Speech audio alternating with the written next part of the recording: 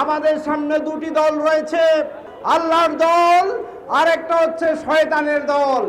এখন আমরা কোন পথ বেছে নেব সেটি আমাদের সিদ্ধান্ত। যারা আল্লাহর দ্রোহী, যারা শয়তানের দোসর, তারা কখনো আল্লাহর পথে আমাদের চলা এবং যারা আল্লাহর পথে চলতে চায় তাদেরকে কখনো তারা ভালোভাবে গ্রহণ করেনি। এজন্য আমরা দেখেছি এই স্বাধীনতার 54 বছরে বাংলাদেশে পদার্পণ করেছে, এখনো পর্যন্ত বাংলাদেশের মানুষ ইসলামের পক্ষে তাদের যেই ম্যান্ডেট সেটি এখনো পর্যন্ত তারা দিতে পারে নাই।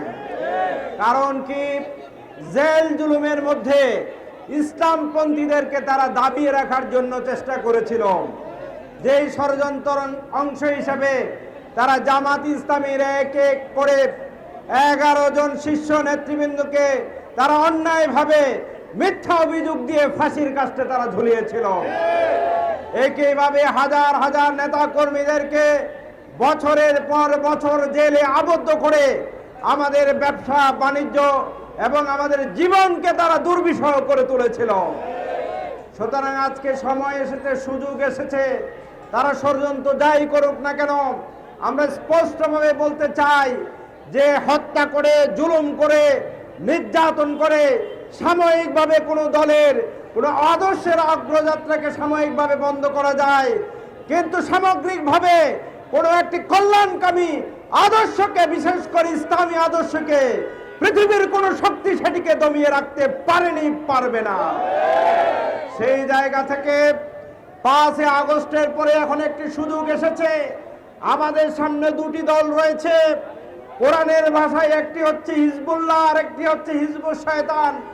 একটা হচ্ছে আল্লাহর পক্ষ, আল্লাহর দল, আর একটা হচ্ছে শয়তানের দল। এখন আমরা কোন পথ বেছে নেব সেটি আমাদের সিদ্ধান্ত। আমি বিশ্বাস করি ইমানদার হিসেবে আমাদের একমাত্র পথ হচ্ছে হিজবুল্লাহ, আল্লাহর পথ। এই আল্লাহর পথে আমরা আছি কিনা আল্লাহকে সাক্ষী রেখে আমরা বলছি যে আমরা আল্লাহর পথে আছি।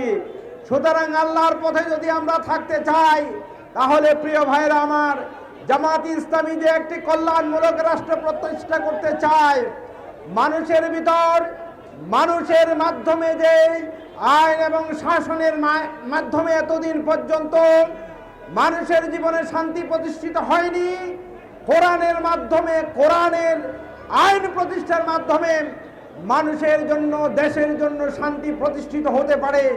জামাত ইসলামী শুধু মুখে মুখে বলছে এটি নয়, আগামী দিনে যদি সংসদ নির্বাচনে, সিটি কর্পোরেশনে, ইউনিয়নের নির্বাচনে, মেম্বার ইলেকশনে, যেখানে যে ইলেকশন হবে সেই ইলেকশনে যদি আমরা আল্লাহকে যারা ভয় করে এবং যারা মানুষের ন্যায় এবং ইনসাফ প্রতিষ্ঠার কাজ করতে পারবে, এই ধরনের ব্যক্তিদেরকে যদি আমরা রাষ্ট্রীয় ক্ষমতায় বসাতে পারি তাহলে এ দেশে শান্তি এবং শৃঙ্খলা প্রতিষ্ঠিত হবে ইনশাআল্লাহ।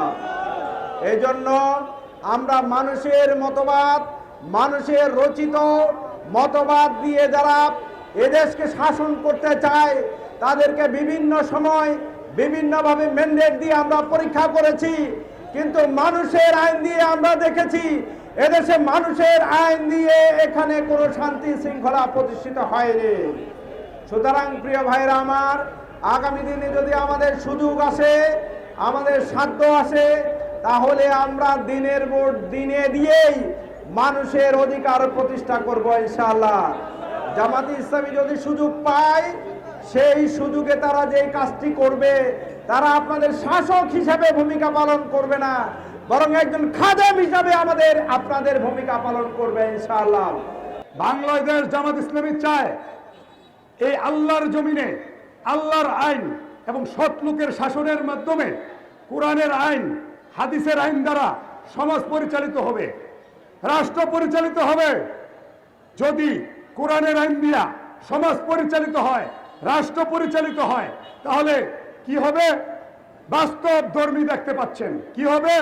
এই সমাজে দুর্নীতি থাকবে না, এই সমাজে বেহায়াপনা থাকবে না, এই সমাজে নির্লজ্জতা থাকবে না, এই সমাজে চাঁদাবাজ থাকবে না, এই সমাজে কোনো সন্ত্রাস থাকবে না, এই সমাজে কোনো ডাকাতি থাকবে না, এই সমাজে কোনো চুরি থাকবে না।